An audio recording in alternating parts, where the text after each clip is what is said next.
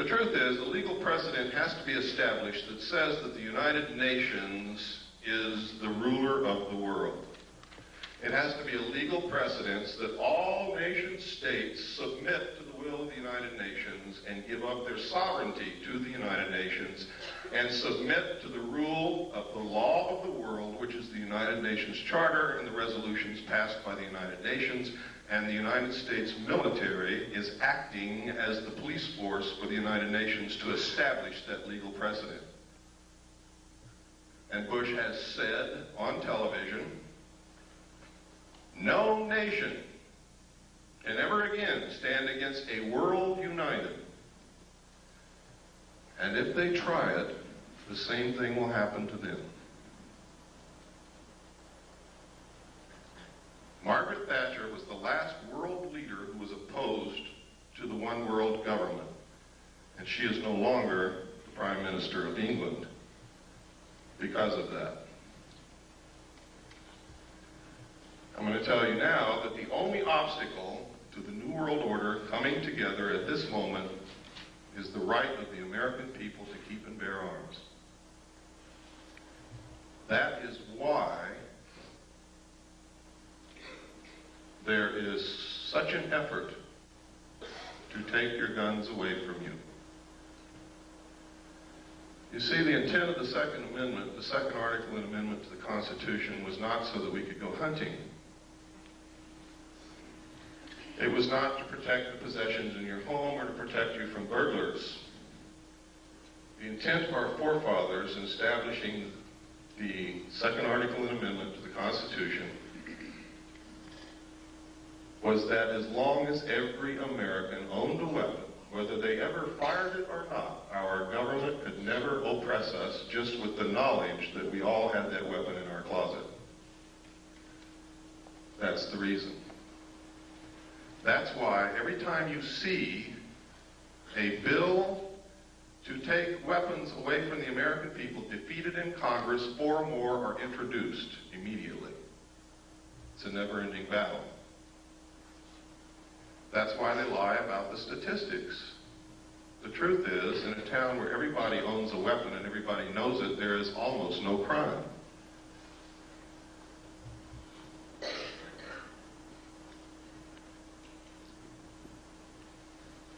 I'm going to show you this next videotape while you're thinking about that, to show you that these craft do in fact exist. This was taken above the Nevada test site. This is what's called a cigar-shaped craft. They are very large. They're also called motherships. Every time they're seen, except in this photograph, usually you see other smaller craft exiting and entering these craft, like scout ships or something. I don't know what you would call it. But it's absolutely incredible. This piece of footage you're going to see is so rare. I've only seen one other piece of film footage on this particular type of vehicle, and it wasn't even 1/3 as good as what you're going to see here. So what you're going to see is extremely rare, and you'll probably be a long time before you ever see any footage like this again. It's very difficult to get. Go ahead, there's no sound.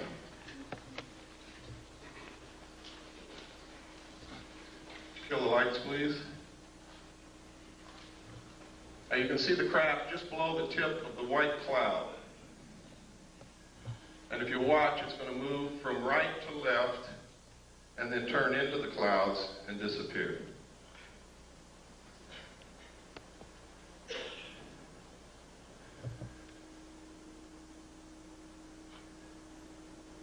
We were approximately 15 miles from that location when this footage was taken, which means that what you're looking at there is approximately 2 to 3 miles in length.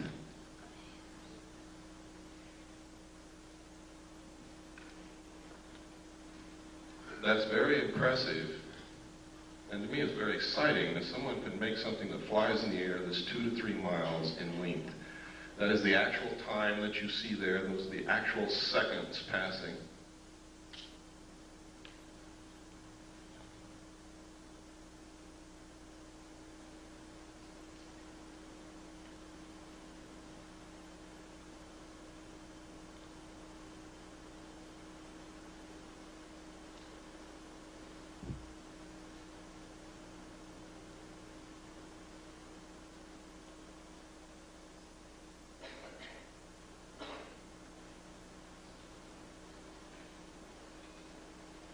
and it's almost gone now. Now it's into the cloud bank.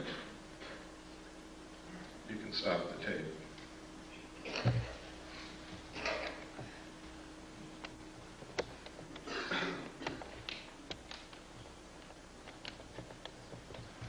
Okay, if you'll turn on the slide projector, we'll get into some of these slides. I'm going to be going very fast through these slides. Some of you have seen a lot of them before. You're going to see some very startling information here. You're going to see some documentation that's going to prove to you that the government's been lying to you for many years. You're going to see some documentation that proves who I am and what I'm all about. After I left the military, ladies and gentlemen, on December the 11th, 1975, I attempted to leak the material that I knew to the press. I was attacked twice. I've lost my leg. I've had my skull caved in. I kept silent for 16 years, during which time I was the head of the Mixed Gas Deep Saturation Diving Department of the College of Oceaneering. I was the executive director of Adelphi Business College. I was the executive director of Pacific Coast Technical Institute, the executive director of the National Technical College.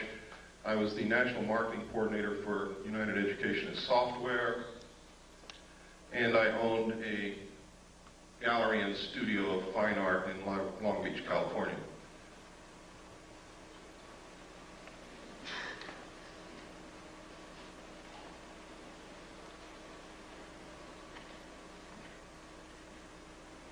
Is it on? It's on.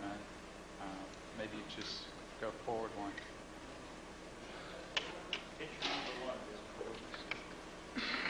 I'm hitting it. Something's wrong. There we go. You want to go forward? That's the wrong. I want to go forward. There we go. Okay. This is a letter from Jim Joyner, who's the head of the Mixed Gas Deep Saturation Diving Department of the College of Oceaneering. And basically what he's saying in this letter is I worked for him, I was the head of the department, I was an instructor, and I'm a good guy.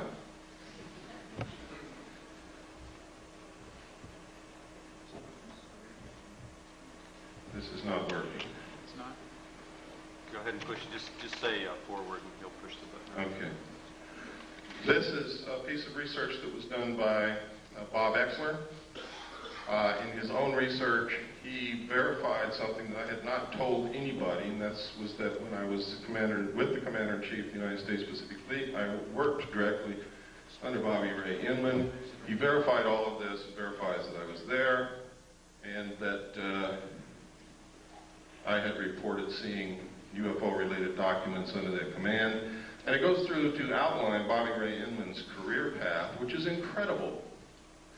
He believes that Bobby Ray Inman is very much connected with the cover-up group, is one of those in the know, knows everything about the alien situation. Born April 4th, 1931, graduated from college at the age of 19 with the BA from the University of Texas in 1950.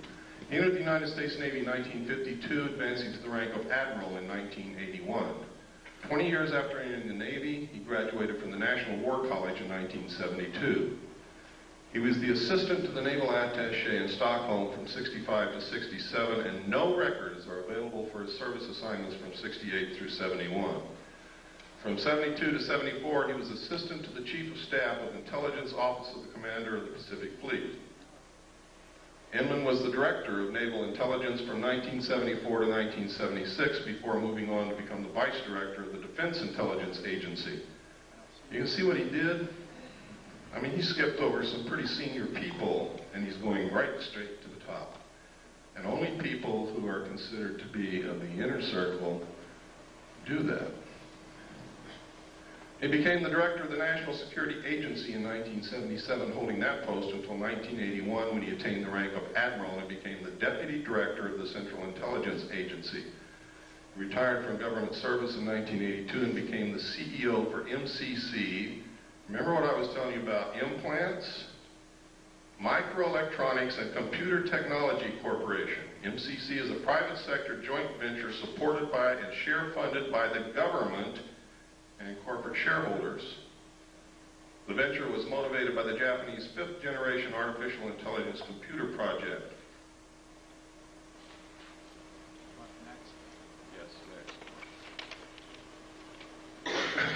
This is a letter from Bob. Remember I told you Bob Swan was the one who talked me into going back? after I went AWOL. Later, I got married on June the 2nd, 1972. On June the 1st, 1972, I sat down with Bob and a bottle of scotch, and I told him everything I knew and gave him a set of documents to prove it. Bob acknowledges that conversation in this letter. He acknowledges what I told him about alien installations on the moon, about the Kennedy assassination, about the fact that I gave him documents that were highly classified, and he says that he doesn't know what happened to them, he doesn't have them anymore, and it's exactly what he should say. Next.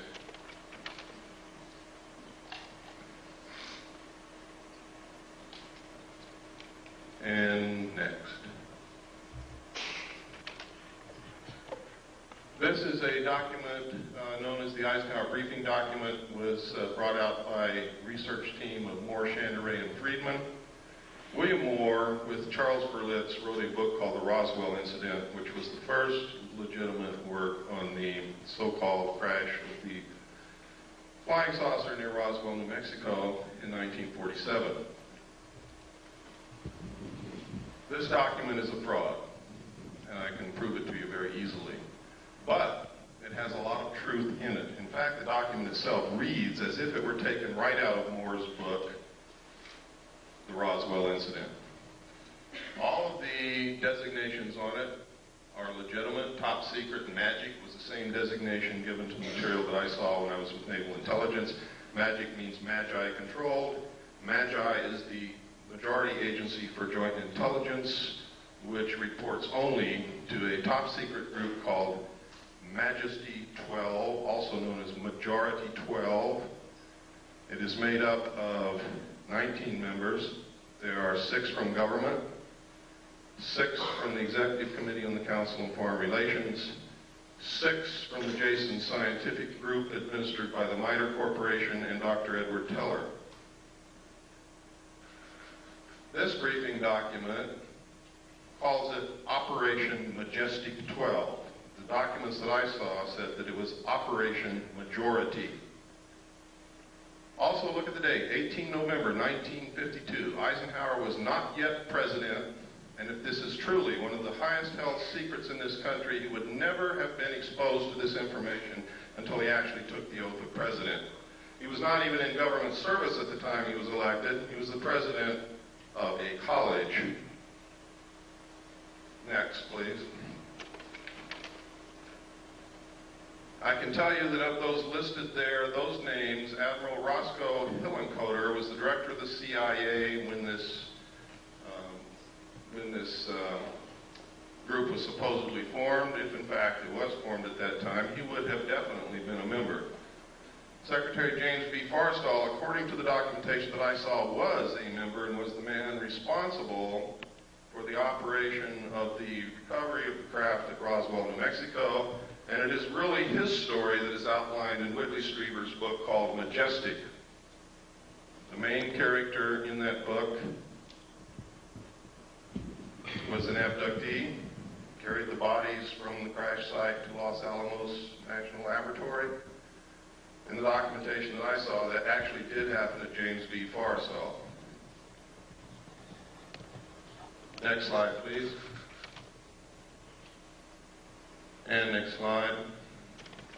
We don't have time to go through every sentence and every paragraph, so I'm just going to hit the major points. Next.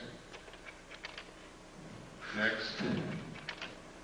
On this page, you can see, without any doubt, that this document is a fraud. In enumeration of attachments, you'll see attachment A, special classified executive order number 092447 TS/EO. TS is top secret, EO is executive order. Executive orders are numbered consecutively